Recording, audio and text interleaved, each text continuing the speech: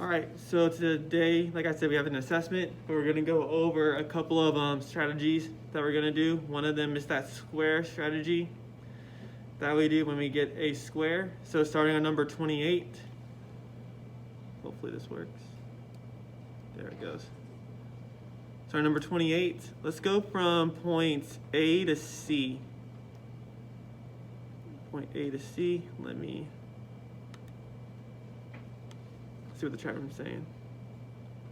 Okay, it's okay if Kimmy's not working for y'all. I'm just gonna ask y'all for some answers. So if I start from point A, and I go to point C, how much do you think that distance is between point A to point C? I'll give y'all a hint. The numbers here are not by ones, they're by twos. So it would be 5, I think, or maybe a little bit less. So if we count the squares, 1, 2, 3, 4. So I have about 4 squares in there. Let me use purple again, a little bit smaller. Right here. So 1, 2, 3. 1, 2, 3, 4. So I have 4 squares in here, but each square is worth 8. Or each square is worth 2, I'm sorry. Each square is worth 2. So if I start from -4 and I'm trying to go to +4, how much is my gap there? It's gonna be 8, right? All right, so I'm gonna draw my square here. Oh, look how pretty that is. Snap. I should be an artist. So I'm gonna put 8 down here. And then if I go from C to B, I'm gonna color this in teal or light blue. From here to here, I have 2 squares in here. And if each one is 2, what's the value between C to B? If I have 2 squares, that's 2. And how much is that? 4. I'm gonna do 4 out here. Make sure I draw my square. Okay, maybe I spoke too soon about being an artist. Let me do red. So now I need to find this length here between A to B. What's that side called? Starts with an H. It's my longest side. Hypotenuse, I like it. Hypotenuse. So if I just do 8 plus 4, is that right? Where'd my teal go?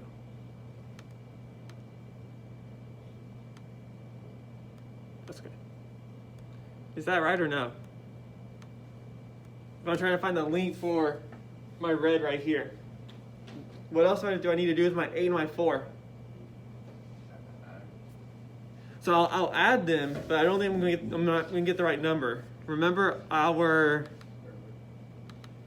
almost our square root. It's the one. I can't see that down here. Let me do equation. Sorry about that. Let me go here.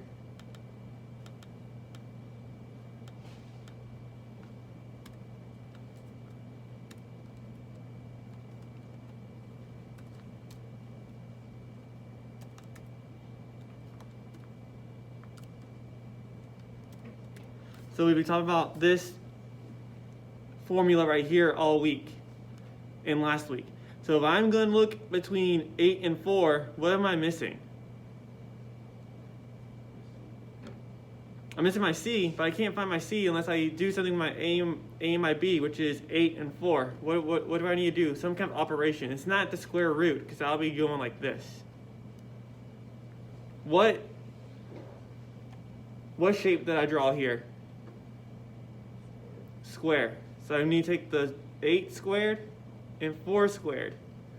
So what is 8 squared, guys? Nice. There we go. There we go. Picking up some steam. I like it. I like it. And then if I do 4 times 4 or 4 squared, I'm going to add these together. What is 64 plus 16? 80. And then what do I do with that 80? Square root of 80. Not square unit, that's close, but yeah, square root of 80. And how much is that going to be?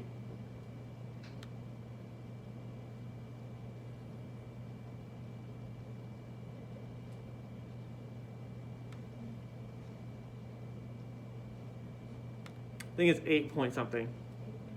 Okay, thank you. 8.9. Good work, guys. There we go.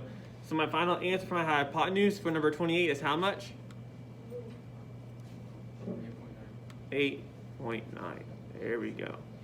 So you see, this is our square strategy. This is where I draw my square in each of the lines of the triangle, and I figure out how much each of them are.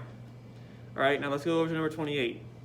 Or 29, I'm sorry, 29. Let's go to green. If I'm looking for the amount from D to F, how much is that? I'm from 3 down to -2. How far did I go down?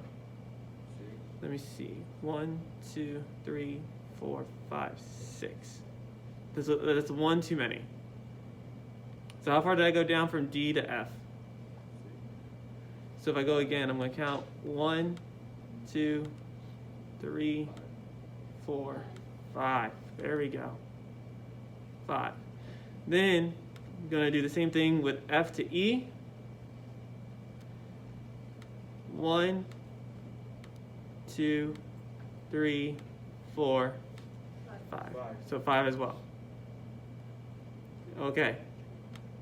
Now if I'm trying to find my red one again, well, what am I going to do with this green 5?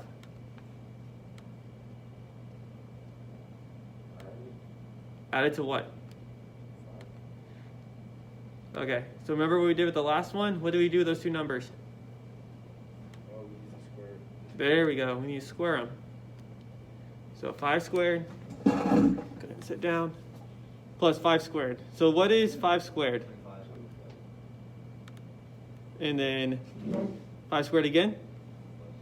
And then 25 plus 25? Awesome, there we go, there we go. Then what am I going to do with that 50?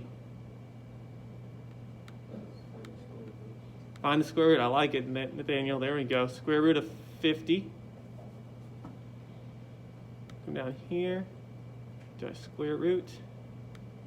And how much do y'all get? 30. For the square root of 50?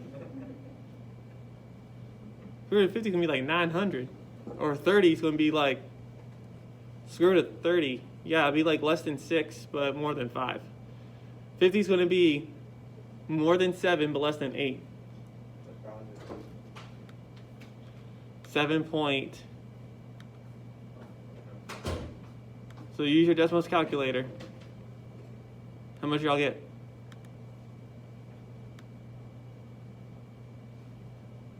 Draw my squares. I heard 7.5. Do we agree? Oh yeah, 7.5 back.